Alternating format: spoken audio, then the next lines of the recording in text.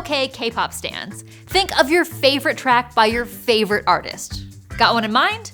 What language is it in? Most likely you said Korean. But if you're thinking about Dynamite by BTS, or APT by Rosé, or even Golden from K-pop Demon Hunters, your answer might have been English. Or maybe, like an increasing number of K-pop songs, the answer is somewhere in the middle. So what language does K-pop music actually use? Linguists say that just like the sound of this vibrant and dynamic genre, it's always changing. But even more surprising is how it could be changing you.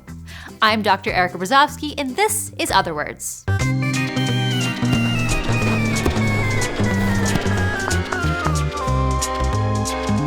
Otherwords. So how did Korean and English come together in a swirl of sugary pop music in the first place? Much of the time that two languages bump up against each other, it's because they're physically adjacent. Think the Spanglish spoken around the US-Mexico border, or Portuñol, a hybrid of Portuguese and Spanish found in the Iberian Peninsula and at the border between Uruguay and Brazil. In close proximity is how English and Korean started coming into contact too. The Korean War brought a large US military presence to the region, establishing many military bases, some of which still exist in South Korea today. American soldiers interacting with Korean locals started introducing English loanwords like computer and ice cream into the Korean lexicon. But these American soldiers also brought American music, setting off a cultural exchange that would snowball into the global K-pop phenomenon we see today. By the early 90s, Korean entertainment companies started putting together glossy pop acts of their own, inspired by the music that they heard in nightclubs catering to Black American soldiers. And from the very start, they incorporated English lyrics to borrow the cool factor of those hip-hop and R&B songs.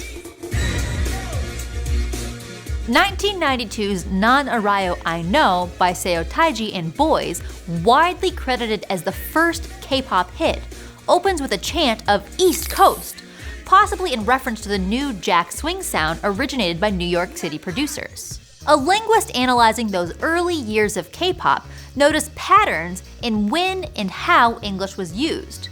One purpose was ad-libs, those heys, woes, and yas, and pop and rap songs that fill empty space and keep the energy of the song high. These ad-libs signaled a certain sophistication, that the singer keeps up with what's cool in culture around the world.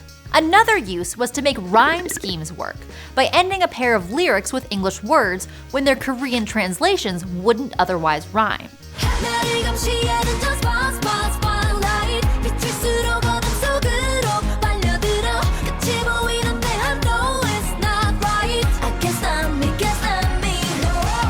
But the researcher noticed K-pop artists also used English to communicate new layers of meaning specifically to native Korean speakers. In these new pop songs, bold or risque lyrics were a departure from South Korea's more conservative cultural norms, and singing them in English only reinforced their edginess. The mixing of language could also be symbolic. A song about an unfaithful partner might switch back and forth between languages to evoke their double life.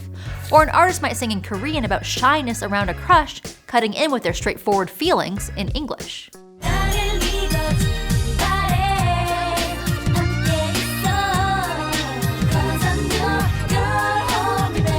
If English in early K-pop was being used to add meaning to other Koreans, that started to change as the advent of YouTube and streaming services started making the music accessible to more native English speakers. Oppan Gangnam Style.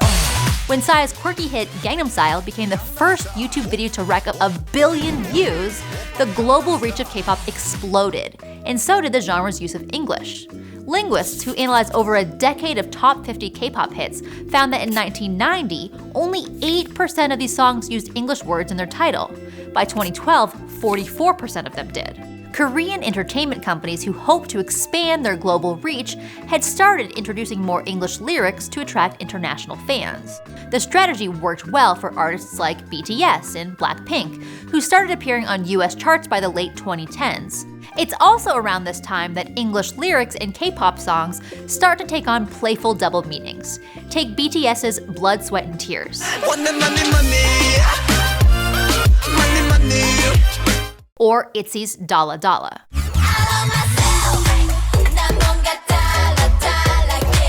While these lyrics translate literally to "I want more, more, more" and "I'm different," linguists note that the resemblance to the English words money and dollar place them comfortably within the pop music convention of bragging about cash. But mostly, Korean artists started incorporating more and more English to get more international airplay.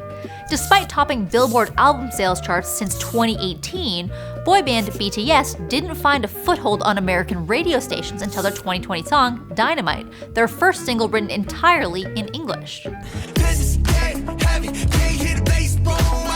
Since then, many K-pop artists have released fully English tracks, or in the cases of members of the girl group Blackpink, entire English albums. These days, K-pop artists flow so freely between Korean and English lyricism that the genre isn't defined exclusively by the language it's sung in, so much as the artists who are singing it. But don't worry too much about K-pop losing its Korean language roots. Linguists have noticed that the trend of language mixing is also starting to move in the other direction. Universities are seeing an uptick in Korean language learners, fueled in large part by students' love of K-pop and the desire to better understand their favorite songs. The Modern Language Association found that enrollment in university-level Korean language class rose 78% between 2009 and 2016. And fans who watch their favorite artists' interviews and live streams are helping to bring Korean loanwords into the English lexicon, like oppa for a male friend or love interest, or mukbang for a video stream where a host chats with the audience while eating a meal. Recently, the movie K-pop Demon Hunters inverted K-pop conventions by selectively sprinkling Korean lyrics into songs written almost entirely in English. So borrowing Korean words and phrases for an international cool factor probably isn't far off for American pop. It's true that English and Korean have been in close contact for at least 70 years, but the past few decades have seen so much intermixing between English and Korean, not because of physical or geographical closeness, but because of cultural proximity. K-pop's global rise is giving artists and fans a pop culture playground where they can do anything from experimenting with a few new loanwords to forging meaningful multicultural identities. And in the meantime, we all get some fun new tracks for our playlists. Before you go, we want to tell you about The Story in Us, a new PBS documentary miniseries that explores a universal art of storytelling. Films cover everything from Navajo weavers, West African griots, and the deaf theater. It all shows how these unique traditions preserve and communicate culture, history, and identity. There's a link in the description. Thanks in advance. I gotta be real popped, real punk. What? I don't even know what. Okay, those hays. Whoa. Porpoise. But mostly, Korean artists